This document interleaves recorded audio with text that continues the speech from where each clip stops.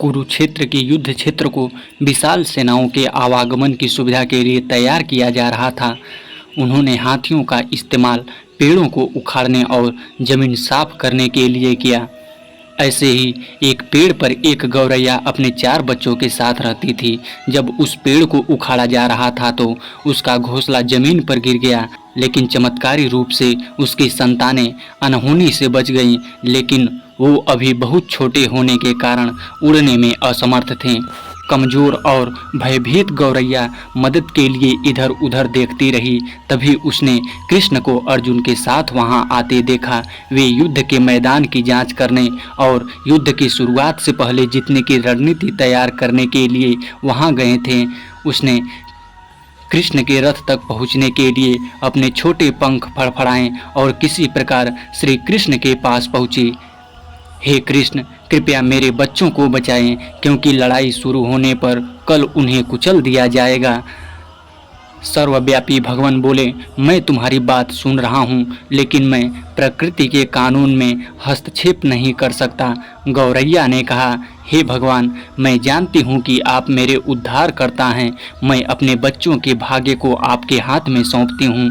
अब यह आपके ऊपर है कि आप उन्हें मारते हैं या उन्हें बचाते हैं। कालचक्र पर किसी का बस नहीं है। श्री कृष्ण ने एक साधारण व्यक्ति की तरह उससे बात की, जिसका आशय था कि वहाँ ऐसा कुछ भी नहीं था जिसके बारे में वो कुछ भी कर सकते थे। गौरैया ने विश्वास और श्रद्धा के साथ कहा, प्रभु, आप कैसे और क्या करते हैं वो मैं नहीं जान सकती। आप स्वयं काल के नियंता हैं, यह मुझे पता है।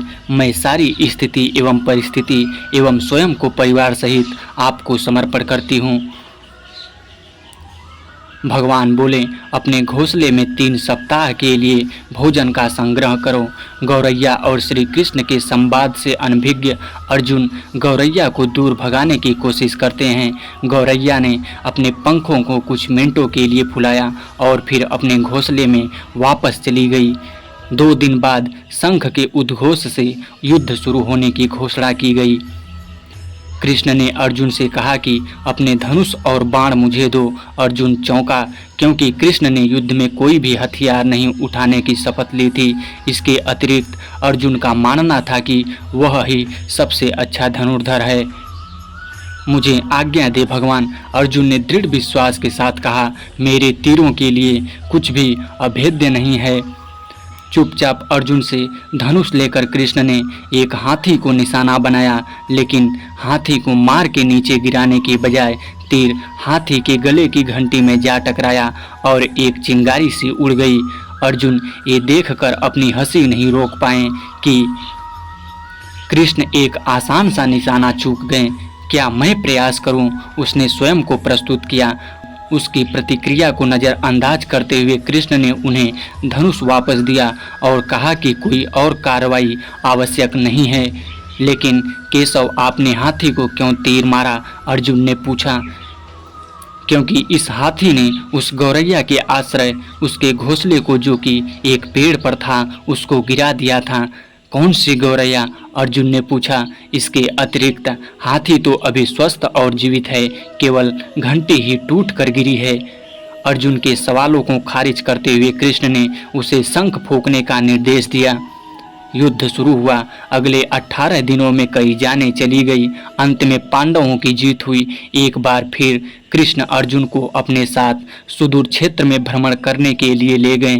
कई सौ अभी भी वहां हैं जो उनके अंतिम संस्कार का इंतजार कर रहे हैं। जंग का मैदान गंभीर अंगों और सिर बेजान सीढ़ियों और हाथियों से अटा पड़ा था। कृष्ण एक निश्चित स्थान पर रुके और एक घंटी, जो कि हाथी पर बांधी जाती थी, उसे देखकर विचार करने लगे। अर्जुन, उन्होंने कहा, क्या आप मेरे लिए यह घंटी उठाएंगे और इसे एक तरफ रख देंगे? निर्देश बिल्कुल सरल था, परंतु अर्जुन के समझ में नहीं आया। आखिरकार विशाल मैदान में, जहां बहुत सी अन्य चीज़ों को साफ करने की जरूरत थी, कृष्ण उसे धातु के एक टुकड़े को रास्ते से हटाने के लिए क्यों कहेंगे? उसने प्रश्नवाचक दृष्टि से उनकी ओर देखा। हाँ, यह घंटी कृष्ण ने दोहराया, यह वही घंटी है जो हाथी की गर्दन पर पड़ी थी जिस पर मैंने तीर मारा था। अर्जुन बिना किसी और सवाल के भारी घंटी उठाने के लिए झुका। जैसे ही उन्होंने इसे उठाया, उसकी हमेशा के लिए जैसे दुनिया ही बदल गई। 1, 2, 3, 4 और 5 4 युवा पक्षियों और उसके बाद एक गौरैया उस घंटी के नीचे से निकले।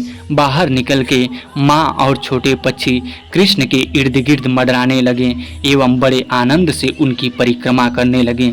18 दिन पहले काटी गई एक घंटी ने पूरे परिवार की रक्षा की थी। मुझे क्षमा करें हे कृष्ण, अर्जुन ने कहा। आपको मानव शरीर में देखकर और सामान्य मनुष्य की तरह व्यवहार करते हुए मैं भूल गया था कि आप वास्तव में कौन हैं।